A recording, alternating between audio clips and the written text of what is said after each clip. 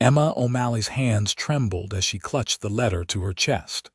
The words upon the page as mysterious to her as the stranger waiting for her in Holbrook, Arizona territory. The year was 1878, and the rumbling train carried her ever closer to a future she had gambled everything on, yet couldn't even read for herself. The sprawling landscape of the American West stretched endlessly beyond the train window, so different from the crowded streets of Boston, where Emma had spent 22 years of her life. Her father's death, 6 months prior, had left her with nothing but debts and desperation. With no skills beyond housekeeping and no prospects for marriage in a city where women outnumbered men, she had made the decision that led her to this moment, answering an advertisement for a mail-order bride. The kindly widow seated beside her noticed her distress. "Are you all right, dear?" Emma nodded quickly, tucking the letter into her worn satchel. "Just wetting nerves," she replied with a practiced smile that didn't reach her eyes. She had become adept at hiding her secret that the letters from her soon-to-be husband contained promises and expectations she couldn't decipher. The few scraps of writing she recognized had been taught to her by her father, so she could sign her name and recognize basic words like stop and danger. Beyond that, the letters might as well have been written in a foreign language. The train whistle pierced the air, and the conductor announced their approach to Holbrook. Emma gathered her meager belongings, heart pounding against her ribs like a frightened bird. What kind of man awaited her? The letter writer who had sent her train fare along with promises of a decent life on a cattle ranch outside of town. As the train slowed to a stop, Emma straightened her plain blue dress and adjusted her bonnet. She had told herself 1,000 times that this was her only chance at survival. The alternative, destitution or worse back in Boston, was unthinkable. The platform was sparse, just a handful of people waiting as passengers disembarked. Emma scanned the faces, looking for someone who might be searching for her. She had sent a small daguerreotype of herself, so he would know her face, but she had no idea what he looked like. A tall man with broad shoulders and sun-bronzed skin approached her. His clothes were dusty but well kept, his boots worn from years of work. When he removed his hat, revealing auburn hair and kind green eyes, something inside Emma calmed slightly. "Miss O'Malley." His voice was deeper than she had imagined, with a gentleness that surprised her. She nodded. "Yes, sir. Ruben Owens." He extended a weathered hand. "Welcome to Holbrook." Emma took his hand briefly, studying him. He wasn't handsome in the conventional sense, but his features were strong and honest. Lines around his eyes suggested he smiled often, though he wasn't smiling now. Instead, he regarded her with an expression that seemed caught between hope and wariness. "I've got the wagon just over there," he said, reaching for her bag. "The ranch is about an hour's ride. You must be tired after your journey." "Yes, quite tired." Emma followed him, aware of the curious glances from townspeople. A new woman in these parts was cause for attention, especially one arriving alone to meet a man. The wagon was simple but sturdy, with a team of 2 bay horses waiting patiently. Ruben helped her up onto the wooden seat before climbing up beside her. With a gentle flick of the reins, they were moving away from the station and through the small town of Holbrook. Emma tried not to stare at the buildings they passed: the Mercantile, a saloon, what appeared to be a small hotel, and scattered houses. It was nothing like Boston, but there was something appealing about its rustic simplicity. "Your letters didn't mention much about the town," she ventured, hoping to learn more without revealing she couldn't have read detailed descriptions anyway. "Not much to tell," Ruben replied, keeping his eyes on the road ahead. "It's growing some. Got about 300 souls now. The railroad coming through has helped, Before that, it was just ranchers, a few merchants, and folk passing through to California. They lapsed into silence as the wagon left the town behind, following a dirt road that wound through scrubby terrain dotted with sagebrush and cacti. The April sun was strong but not yet baking, and a breeze carried the scent of dust and wild herbs. "I should warn you," Ruben said suddenly, "the ranch isn't fancy, it's a working cattle operation. The house is solid, though. My father built it 20 years ago when he claimed the land. I've added to it since." Emma nodded. "I didn't expect luxury, Mr. Owens." "Ruben," he corrected gently.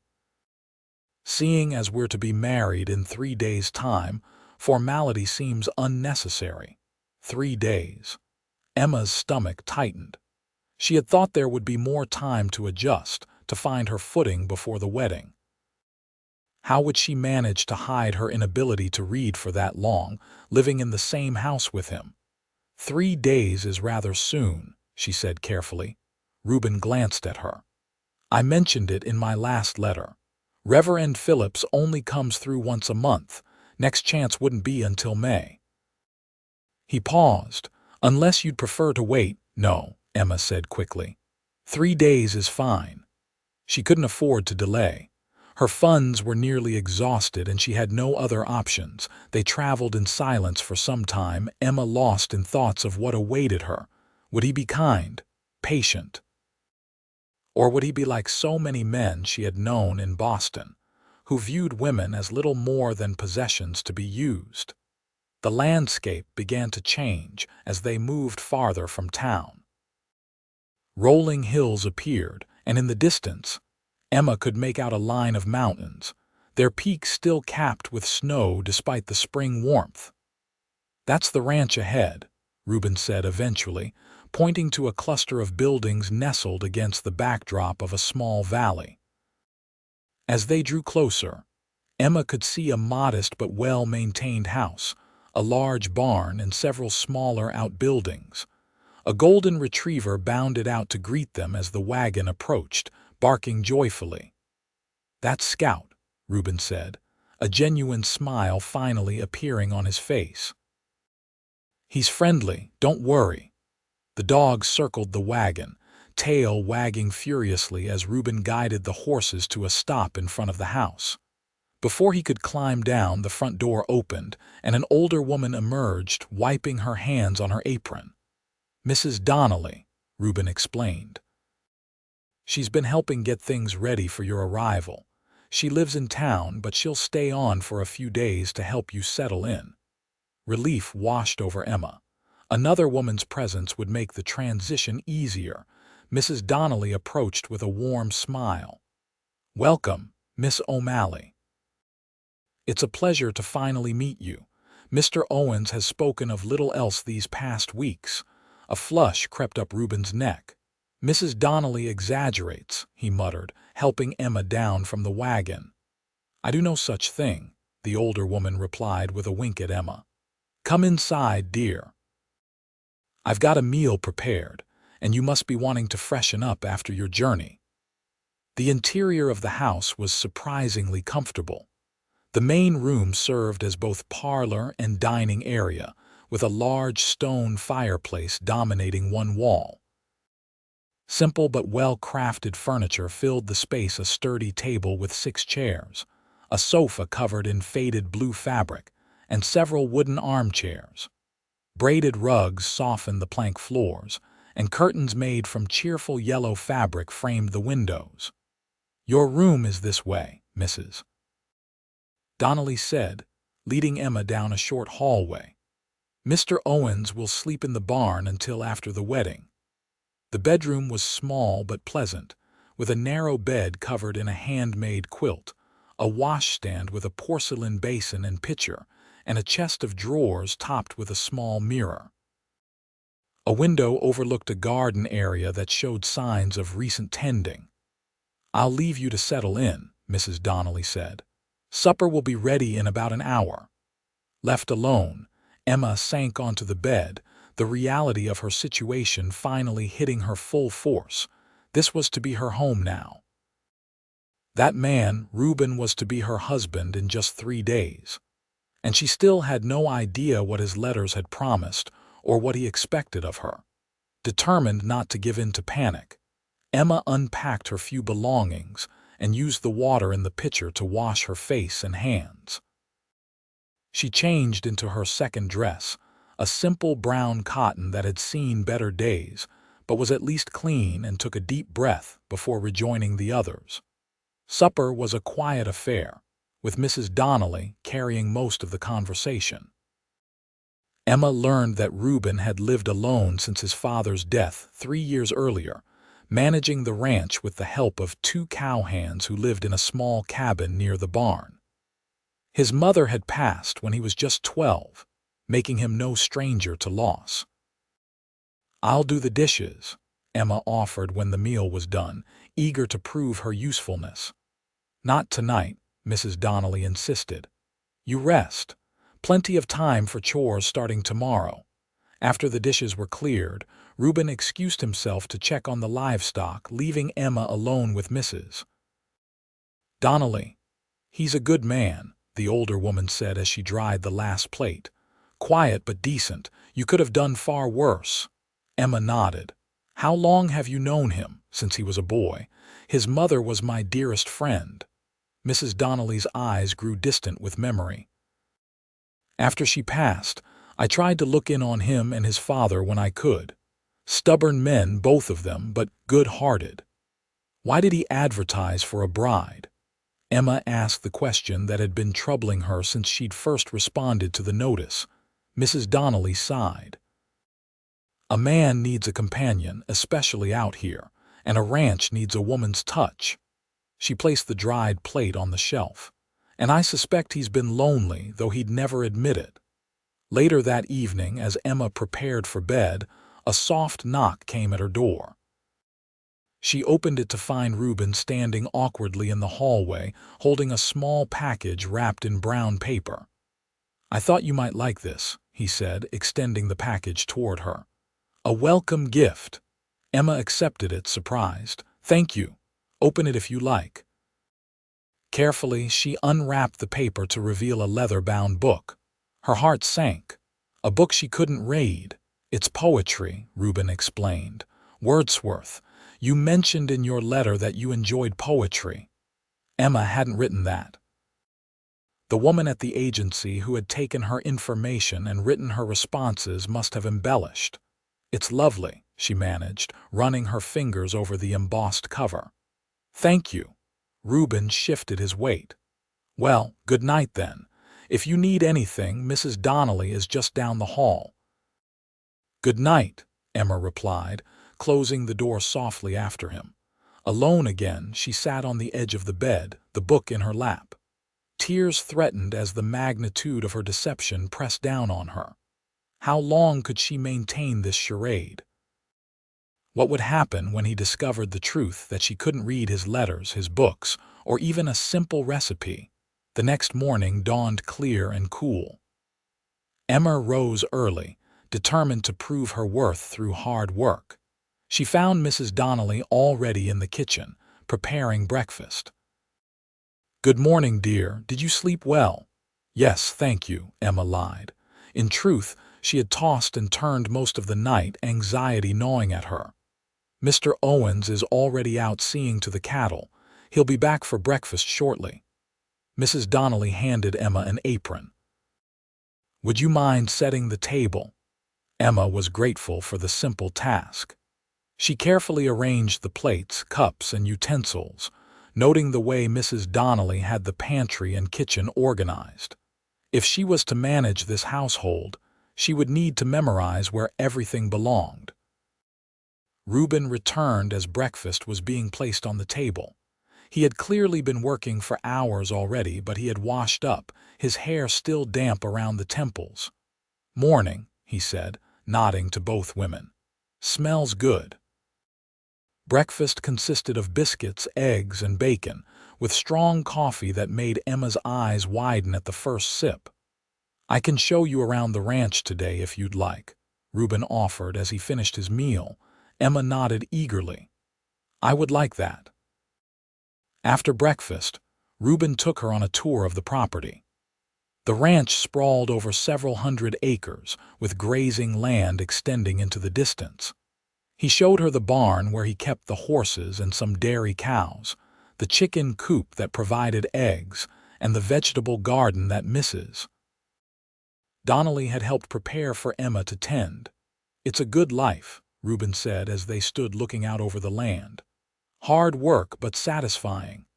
"It's beautiful," Emma replied honestly, taking in the sweeping vistas. "Different from Boston, I expect." "Very different," she smiled slightly. "But in a good way." That evening, after supper, Ruben pulled several letters from a drawer in the small desk in the corner of the main room. "I thought we might go over some of the things we discussed in our correspondence," he said, settling in one of the armchairs. "Just to make sure we're in agreement before the wedding." Emma's heart raced. This was the moment she had been dreading. "Of course," she said, taking a seat across from him. Ruben opened the first letter. "You wrote that you were looking for a new start after your father's passing. That you valued hard work and simple living." Emma nodded. That much was true, at least. "And I wrote that I was offering a partnership, not just marriage, that I expected my wife to work alongside me to help build something lasting." "Yes," Emma said, hoping it was indeed what he had written. "I also mentioned that I hope to have children someday." A faint flush appeared on his cheeks. "But that I understand these things take time." Again, Emma nodded, relief washing over her that his expectations seemed reasonable. "There's something else," Ruben said, setting the letters aside. "Something I haven't mentioned in my letters but should discuss now." Emma tensed. "Yes, this land, it's contested. The railroad wants to run a spur line through the eastern edge of the property. They've offered to buy that portion, but I've refused. It's led to some difficulties." "What sort of difficulties?" Ruben's jaw tightened. "Pressure, threats sometimes." "Nothing you need to worry about, but I wanted you to know. This land stays in the family. It's not for sale." The determination in his voice was unmistakable. This was clearly a matter of great importance to him. "I understand," Emma said softly. Later, as Emma prepared for bed, Mrs. Donnelly knocked gently on her door. "May I come in, dear?" "Of course," Emma replied, setting down her hairbrush. Mrs. Donnelly entered and closed the door behind her. "I wanted to check on you." "This is all happening rather quickly." Emma sighed. "It is." The older woman sat on the edge of the bed. "Marriage is a big step, especially to a man you've only just met. If you have any questions or concerns, I'm happy to listen." Emma hesitated. Mrs. Donnelly had been nothing but kind, but could she trust her with the truth? The weight of her secret was becoming unbearable. "There is something," she said finally, her voice barely above a whisper. "Something I haven't told Mr. Owens." Mrs. Donnelly waited patiently. "I can't read," Emma confessed, tears welling in her eyes. "Or write beyond signing my name. The letters he thinks I sent someone else wrote them for me." Instead of shock or disapproval, Mrs. Donnelly's expression softened with understanding. "Oh, my dear, that's a heavy burden to carry alone. My father never saw the need for me to learn. He said a woman only needed to know how to keep house and mind children." Emma wiped at a tear that had escaped. "I've managed to hide it most of my life, but now you're afraid of what Ruben will think when he discovers the truth, Mrs. Donnelly finished for her. Emma nodded miserably. "He gave me a book of poetry as a gift. He thinks I enjoy reading."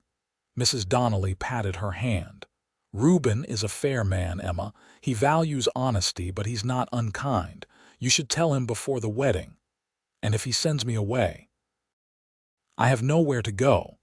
"He won't send you away," Mrs. Donnelly assured her, "but marriages built on deception rarely flourish. Trust me on this." Emma knew the older woman was right, but fear still gripped her. "I'll think about it," she promised. The following day passed in a flurry of wedding preparations. Mrs. Donnelly helped Emma alter one of her dresses to serve as a wedding gown, adding a bit of lace salvaged from an old tablecloth to the collar and cuffs. Ruben was absent most of the day, dealing with a fence that needed repair on the far side of the property. That evening, Emma resolved to follow Mrs. Donnelly's advice. After supper, when Mrs. Donnelly had retired to her room, Emma found Ruben on the porch, smoking a pipe and watching the stars emerge in the darkening sky. "May I join you?" she asked hesitantly. He stood immediately, gesturing to the empty chair beside his. "Please." They sat in silence for a moment, the only sounds the distant lowing of cattle and the gentle chirping of crickets. "There's something I need to tell you," Emma began, her hands twisting nervously in her lap. "Something important." Ruben turned to face her, his expression serious in the fading light. "I'm listening. The letters you received, I didn't write them. I mean, they were from me, but someone else wrote them down." She took a deep breath. "I can't read or write, Mr. Owens. I never learned. There, it was out." Ruben was silent for a long moment, his face unreadable in the growing darkness. "I see," he said finally. "I understand if you want to call off the wedding," Emma continued quickly. "I've deceived you, and I'm sorry for that." "Is that what you want?" Ruben asked quietly, "to call it off?" Emma shook her head. "No, but I wouldn't blame you if you did." Ruben set his pipe aside. "My mother couldn't read either, not when she first married my father. He taught her, sitting at that same table inside, night after night." Hope flickered in Emma's chest. "He taught her?" "Yes. By the time I was born, she could read well enough to teach me my letters." Ruben's voice held a note of pride. "She always said learning to read opened up the whole world to her." "You're not angry?" "I'm disappointed you didn't tell me sooner," he admitted. "But I understand why you might have been afraid to." He leaned forward slightly. "I could teach you if you'd like." Relief flooded through Emma. "You would do that, of course." A small smile played at the corners of his mouth. "Though I'm no school teacher." "I would be very grateful," Emma said sincerely. "Then it's settled." Ruben picked up his pipe again. "We'll start after the wedding, a little each evening." They sat together a while longer, the tension between them easing as they watched the stars. For the first time since arriving, Emma felt something akin to hope for her future here. The wedding day dawned bright and clear. Mrs. Donnelly helped Emma dress and arranged her hair, pinning it up with a few wildflowers gathered from the garden. "You look lovely, dear," the older woman said, stepping back to admire her work. "Thank you," Emma replied, smoothing the front of her dress nervously. "For everything." The ceremony took place at noon in the main room of the house. Reverend Phillips had arrived that morning, a jovial man with a thick beard and kind eyes. Besides Mrs. Donnelly, the only other guests were the two cowhands who worked for Ruben, Jorge and Thomas, and a few neighbors from nearby ranches. Ruben waited by the fireplace, dressed in his best clothes, his hair neatly combed. When Emma entered the room, his eyes widened slightly, and a genuine smile spread across his face. The ceremony was brief but meaningful. Emma repeated the vows as instructed, her voice steady despite her nervousness. When Ruben slipped a simple gold band onto her finger, his mother's, he had told her the reality of the moment struck her. She was now Mrs. Ruben Owens, mistress of this ranch, wife to this man she was only beginning to know. After a celebratory meal prepared by Mrs. Donnelly, the guests departed, leaving the newlyweds alone for the first time. An awkward silence fell between them. "I have something for you," Ruben said, breaking the tension. He crossed to the desk and retrieved a small package. Emma unwrapped it to find a primer, the kind used to teach children their letters. "I rode into town yesterday to get it from the general store," he explained. "I thought we could start tonight if you're not too tired." Touched by his thoughtfulness, Emma smiled. I'm not too tired at all. That evening, after the chores were done, they sat together at the table, the lamp burning low as Ruben opened the primer. "We'll start with the alphabet," he said, pointing to the first page. "Each letter has a sound, sometimes more than one. We'll learn them all, but for now, let's focus on the first few." Emma watched intently as he traced the letter A with his finger. "This is A," he said. "It makes the sound at the beginning of apple, or sometimes the sound in father." For the next hour, they worked through the first 5 letters of the alphabet. Ruben was patient, never showing frustration when Emma struggled to remember which symbol made which sound. "You're doing well," he encouraged when they finally closed the book for the night. "It feels strange," Emma admitted.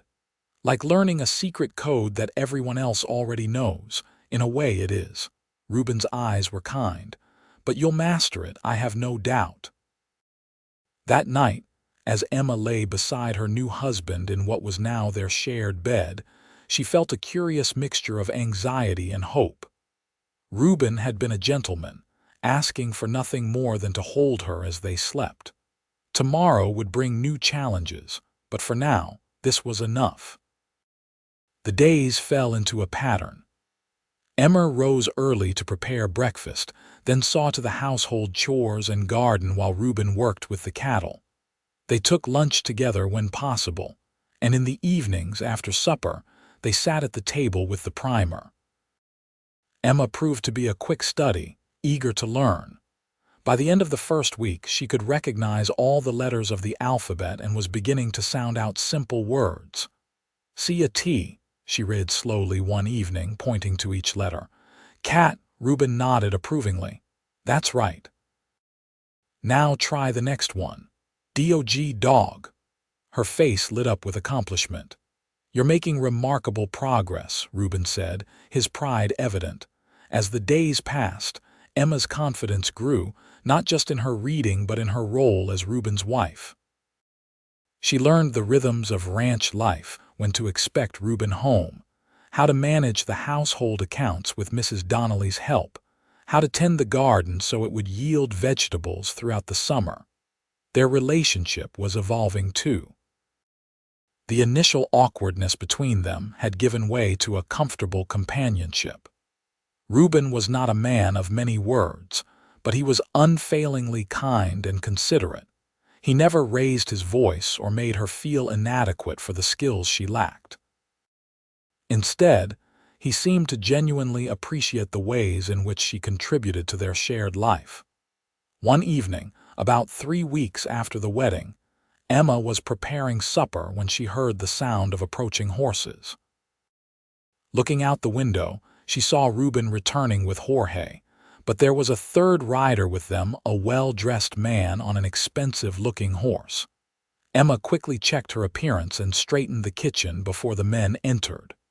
Ruben's expression was tense as he introduced the visitor. "Emma, this is Mr. Caldwell. He represents the railroad company. Mr. Caldwell, my wife." The man removed his hat, revealing slicked-back hair and a thin mustache. "Mrs. Owens, a pleasure. I apologize for intruding at supper time." "Not at all," Emma replied politely, though she noted the way Ruben's jaw had tightened. "Will you join us?" "Mr. Caldwell won't be staying," Ruben said firmly. "He was just leaving." The railroad man's smile didn't reach his eyes. "Indeed, I merely wanted to present a new offer in person." He turned back to Ruben. "The company has authorized me to increase the offer by 20%. That's a very generous sum, Mr. Owens. And my answer remains the same," Ruben replied. "The land is not for sale." Mr. Caldwell sighed dramatically. "I had hoped marriage might have made you more reasonable. Think of your wife, man. Think of the comfortable life that money could provide for her." Emma stepped forward.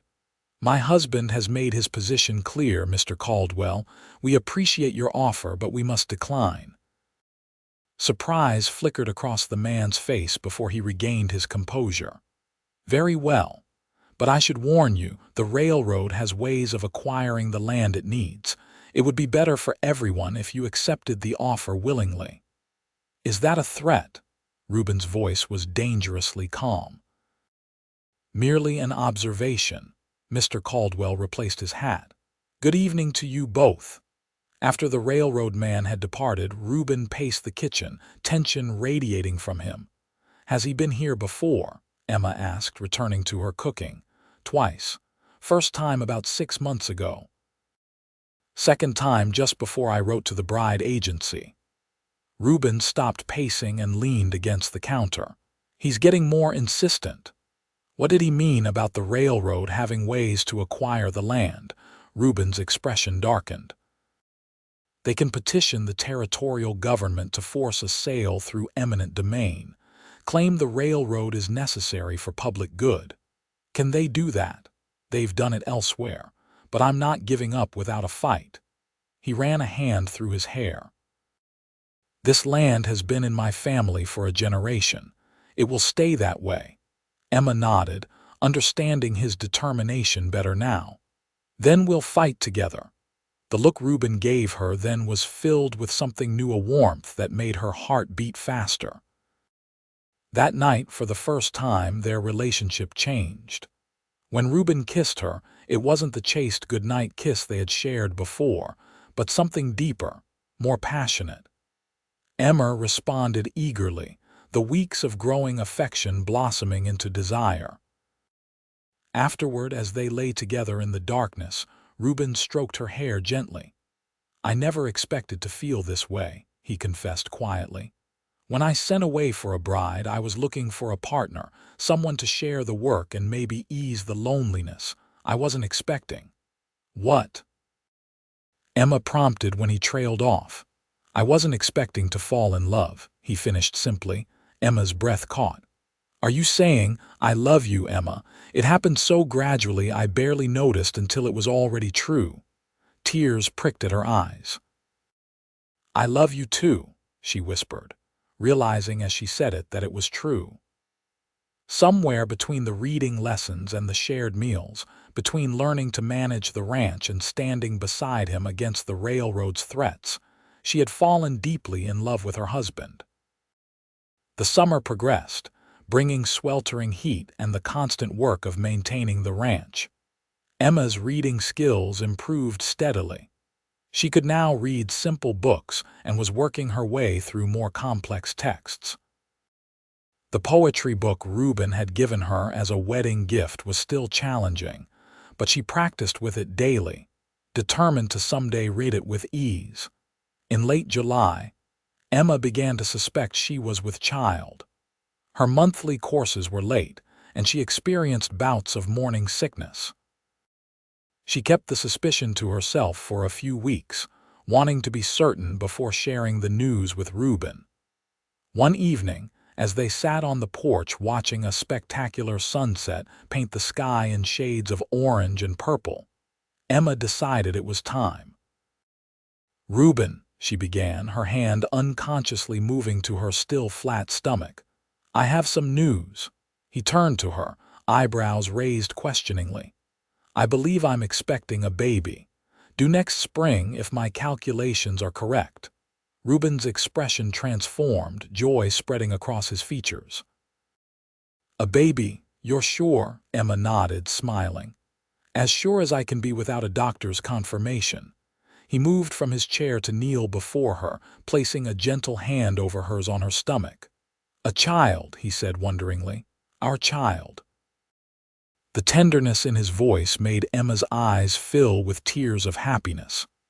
This was everything she had ever wanted but never dared hope for: a loving husband, a home of her own, and now a child on the way. Ruben pressed a kiss to her hand. "You've made me the happiest man in the Arizona Territory." Emma Owens.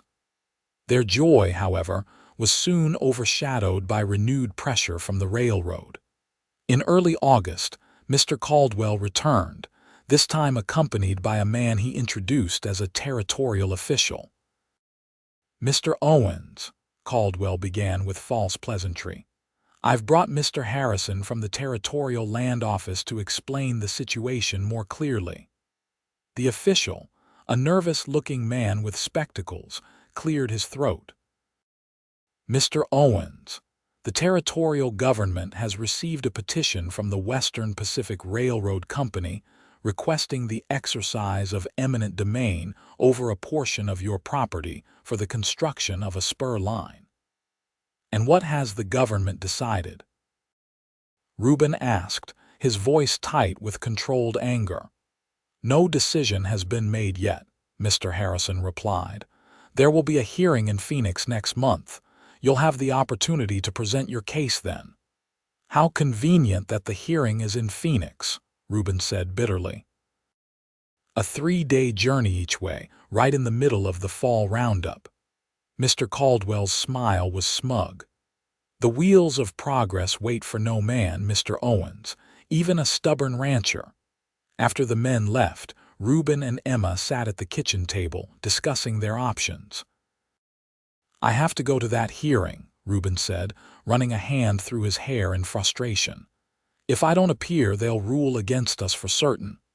"Then we'll go together," Emma declared. "Jorge and Thomas can manage the roundup for a week." Ruben shook his head. "It's too dangerous for you to travel in your condition."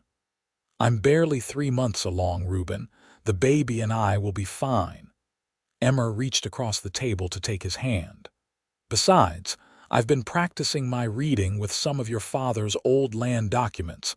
I might be able to help." Ruben looked skeptical. "How?" "Your father kept meticulous records. There might be something in them that could help our case, previous agreements, surveys, anything that might strengthen our claim." Impressed by her initiative, Ruben agreed to let her help search through the documents. For the next several evenings, they pored over faded papers and yellowed maps, looking for anything that might aid their cause. It was Emma who found it. Tucked away in a leather portfolio, she discovered at the back of the desk drawer. "Ruben, look at this," she said excitedly, carefully unfolding a document that appeared to be an original land grant. Ruben examined the paper, his eyes widening. "This is my grandfather's land grant from 1838, before the territory was even organized. It specifically mentions mineral and passage rights being granted to the family in perpetuity." "What does that mean for us?" "It means the railroad can't claim eminent domain without proving a compelling public interest that outweighs our established rights." Ruben's face broke into a rare, full smile. "This could be exactly what we need." Emma beamed with pride. Her newfound reading skills had potentially saved their land. The journey to Phoenix was arduous, especially for Emma, who suffered from bouts of morning sickness along the way.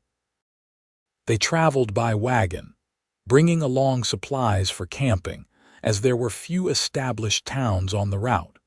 Phoenix itself was larger than Emma had imagined, with proper streets and substantial buildings. They found lodging at a modest hotel near the territorial offices, arriving 2 days before the scheduled hearing. The hearing was held in a formal courtroom, with a territorial judge presiding. The railroad was represented by several attorneys, including Mr. Caldwell, who seemed surprised to see Emma accompanying Ruben. When it was Ruben's turn to present his case, he spoke clearly and confidently, explaining the history of his family's land and their right to retain it. When he produced the original land grant document, the judge called for a recess to examine it more closely. During the recess, Mr. Caldwell approached them in the hallway. "Impressive find, Mrs. Owens," he said, his tone less confident than before. "Though I doubt it will make much difference in the end." "We'll see," Emma replied calmly, taking Ruben's arm. When the hearing resumed, the judge announced his decision. "Having reviewed the evidence presented, I find that the land grant issued to Robert Owens in 1838 does indeed specify mineral and passage rights in perpetuity. While the territorial government generally supports the expansion of the railroad, it cannot do so at the expense of legally established property rights. The petition for eminent domain is therefore denied. Relief washed over Emma as Ruben squeezed her hand tightly. They had won. Outside the courthouse, Mr. Caldwell approached them one final time. "This isn't over, Owens. The railroad has other routes it can consider, other ways to pressure holdouts like you." "Perhaps," Ruben acknowledged, "but for now the land remains ours as it should be." The journey back to Hallbrook was more relaxed, their major worry lifted from their shoulders. As they traveled, they discussed plans for the future additions to the house that would be needed for the baby. Improvements to the ranch that could now proceed without the threat of the railroad hanging over them. "You know," Ruben said as they made camp one evening, "I never thought to be grateful for those land documents my father insisted on preserving, and if you hadn't learned to read them." Emma smiled. "I had a good teacher." "You had determination," he corrected. "That's what truly matters." By the time they returned to the ranch, word of their victory had already spread. Jorge and Thomas greeted them with good news. The roundup had gone well in their absence, and the cattle were healthy and numerous. Life settled back into its rhythm, but with subtle changes. Emma's pregnancy progressed, her belly growing rounder as the baby developed within her. Ruben became increasingly protective, insisting she rest more and take on fewer physical chores. "I'm pregnant, not made of glass," she protested one day when he tried to take a basket of laundry from her. "Humor me," he replied with a smile. "It's my first time being an expectant father." As winter approached, they prepared the ranch for the colder months. Firewood was stacked high against the house, preserves were put up from the garden's bounty, and the cattle were moved to more sheltered pastures. Emma continued her reading practice, now working through more advanced texts. She had progressed to reading aloud from the newspaper Ruben brought back from town each week, practicing the difficult words and learning about the world beyond their ranch. One snowy evening in December, as they sat by the fire, Emma reading from the Wordsworth poetry book while Ruben listened, she paused mid-verse. "What is it?" Ruben asked, noticing her sudden stillness. Emma took his hand and placed it on her swollen belly. "Wait." A moment later, Ruben felt a definite movement beneath his palm. His face lit up with wonder. "Was that?" "Yes," Emma confirmed, smiling. "That was your child saying hello." Ruben leaned down to address her belly directly. "Hello to you too, little one. We're waiting very impatiently to meet you." As winter deepened, the ranch became isolated by heavy snow. Days were spent indoors, tending to necessary chores and enjoying the warmth of the fireplace. Ruben read to Emma from books he had collected over the years, histories, adventure tales, and poetry. In late January, Mrs. Donnelly came to stay, planning to remain until after the baby's birth. Her presence was a comfort to both Emma and Ruben as the time grew near. "My mother would have loved you," Ruben told Emma one night as they lay in bed, his hand resting protectively over her now large belly. "She always wanted me to find someone with spirit." "Tell me more about her," Emma requested, always eager to learn about the woman who had started the tradition of reading in this house. "She was small like you, but fierce when she needed to be. She kept this household running smoothly even in the hardest times. And she loved books once she learned to read. She was never without one." What was her favorite? Ruben thought for a moment. She loved Jane Eyre. Read it so many times the binding fell apart. My father had to get her a new copy for their 20th anniversary. Emma made a mental note to look for the book among Ruben's collection. She wanted to read the stories his mother had loved, to feel that connection across time. February brought warmer days and the first signs of spring. The snow began to melt, revealing patches of ground that had been hidden for months. Birdsong returned to the mornings, and new calves appeared in the herd. Emma's time grew very near. Her movements became slow and deliberate as the weight of the child made even simple tasks challenging. Mrs. Donnelly took over most of the cooking and housework, despite Emma's protests. "You'll have plenty of work soon enough," the older woman said practically. "Rest while you can." On a mild day in late February, Emma was sitting on the porch, enjoying the sunshine, when the first pain came, a sharp tightening across her abdomen that took her breath away. She waited, counting the minutes until the next one came. When Ruben returned from checking the herd, she met him at the door. "I think it's time," she said simply. His face paled slightly, but he nodded, helping her inside and calling for Mrs. Donnelly, who immediately took charge. "Ruben, go fetch water from the well, plenty of it. Then find the clean linens in the chest in our bedroom." The labor progressed steadily throughout the afternoon and into the evening. Emma faced each contraction with determination, drawing on the same inner strength that had brought her across the country to a new life. Ruben stayed with her, holding her hand through each pain, wiping her brow with a cool cloth and whispering words of encouragement. "You're the strongest woman I've ever known," he told her as the labor intensified. "You can do this, Emma." Just after midnight, with a final powerful effort, Emma brought their child into the world. The baby's lusty cry filled the room, bringing tears to Ruben's eyes. "It's a boy," Mrs. Donnelly announced, quickly cleaning and wrapping the infant before placing him in Emma's arms. "A fine, healthy son." Emma gazed down at the tiny face, overwhelmed by the rush of love that surged through her. The baby had a shock of dark hair, and when he briefly opened his eyes, she glimpsed a deep blue that might eventually turn to match his father's green. "He's perfect," she whispered. Ruben sat beside her on the bed, one arm around her shoulders, the other gently touching his son's tiny hand. "What shall we name him?" They had discussed names but hadn't settled on one. Now, looking at their child, Emma knew. "Robert," she said, "after your father, Robert Thomas Owens." Ruben's eyes filled with tears again. "My father would be honored," he said hoarsely. "And so am I." In the days that followed, the household adjusted to the presence of the new arrival. Robert, already being called Robbie, was a good baby, crying only when hungry or uncomfortable. Emma recovered quickly from the birth, eager to resume her normal activities, despite Mrs. Donnelly's admonitions to rest.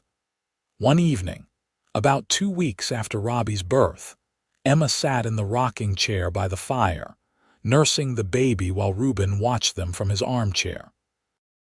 "I was thinking," he said, "about how much has changed in a year." Emma smiled, looking down at their son. "Everything has changed. Last spring, I was a lonely rancher fighting the railroad and wondering if I'd made a mistake sending for a bride I'd never met." Ruben's voice was reflective. "Now I have a wife I adore, a beautiful son, and the land is secure. And I was a desperate woman who couldn't read, boarding a train to marry a stranger," Emma added, terrified that my secret would be discovered. "We've come a long way," Ruben acknowledged. Emma nodded. "And we have a long way yet to go, but we'll go together." The baby finished nursing and dozed off against her breast. Emma carefully adjusted her clothing and stood to place him in the cradle Ruben had crafted. As she laid Robbie down, she noticed a small package beside the cradle that hadn't been there earlier. "What's this?" she asked, picking it up. Ruben smiled. "Open it and see." Inside was a book, not a primer or a simple reader, but a beautiful edition of Jane Eyre. "I ordered it from back east," Ruben explained. "Thought you might want to read my mother's favorite." Touched beyond words, Emma crossed the room and kissed him deeply. "Thank you for this, for teaching me, for everything." Ruben pulled her onto his lap, holding her close. "Thank you for being brave enough to come here, for working so hard to learn, for giving me our son." As spring bloomed across the ranch, bringing new growth and renewal, Emma often thought about the journey that had brought her to this place. From a frightened, illiterate mail-order bride to a confident wife, mother, and ranch mistress who could now read the newspaper aloud to her husband. One sunny afternoon in May, as Robbie napped in his cradle and Ruben was out with the cattle, Emma sat at the desk with pen and paper. Carefully, in the neat handwriting she had practiced diligently, she began to write, "Dear Mrs. Donnelly, I hope this letter finds you well. Robbie is growing every day and has started to smile. Ruben says he has my eyes, but I think he favors his father. The garden is planted, and the first vegetables are starting to appear. The cattle are thriving after the mild winter, and Ruben says this might be our best year yet. I want to thank you again for all you've done for us. Without your encouragement, I might never have found the courage to tell Ruben the truth about my inability to read. Your friendship has meant more to me than I can express. Please visit soon. Robbie misses his honorary grandmother." With affection, Emma Owens. She read the letter over, pride swelling in her chest. A year ago she couldn't have written her own name. Now she was composing letters. When Ruben returned that evening, Emma showed him the letter. "What do you think? Is it good enough to send?" He read it carefully, then looked up with a smile that still made her heart skip. "It's perfect, just like its writer." Later, as they sat on the porch watching the sunset, Robbie sleeping peacefully in Emma's arms, Ruben took her free hand in his. "I've been thinking," he said. "We should start a school." Emma looked at him in surprise. "A school? There are children on the neighboring ranches who have no access to education. The nearest school is in Holbrook, too far for daily travel. We could convert the old storage building, hire a teacher from back east." "Or I could teach," Emma suggested, the idea taking root immediately. "At least the younger children the basics." Ruben's eyes widened. "You would do that? Why not? I know what it's like to need learning and not have access to it. I could start with reading and writing, and as the children advance, we could bring in someone with more education." Ruben squeezed her hand, his expression full of pride. "From student to teacher in just 1 year.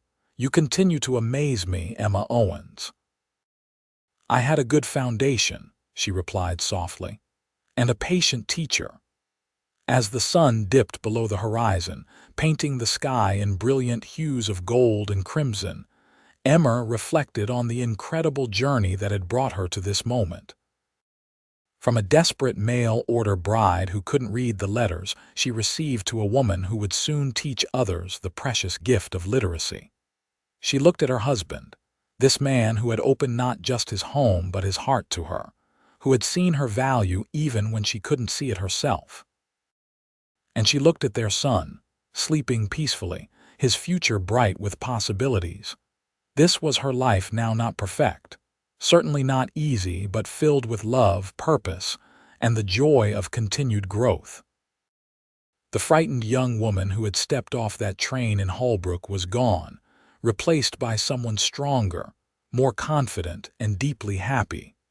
As the first stars appeared in the darkening sky, Ruben leaned over to kiss her gently. "I love you, Emma, more than I ever thought possible." "And I love you," she replied, meaning it with every fiber of her being. Together they sat, watching the night descend over their land, their home, their future, a future they would build word by word, day by day, with patience, determination, and abiding love.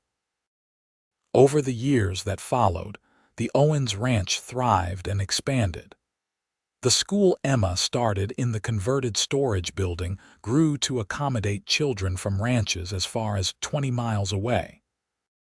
Some stayed during the week, returning to their families only on weekends, eager for the education Emma, and later the qualified teacher they hired from Boston, provided. Robbie was joined by a sister, Catherine, born 2 years after him, and then another brother, Michael, 2 years after that.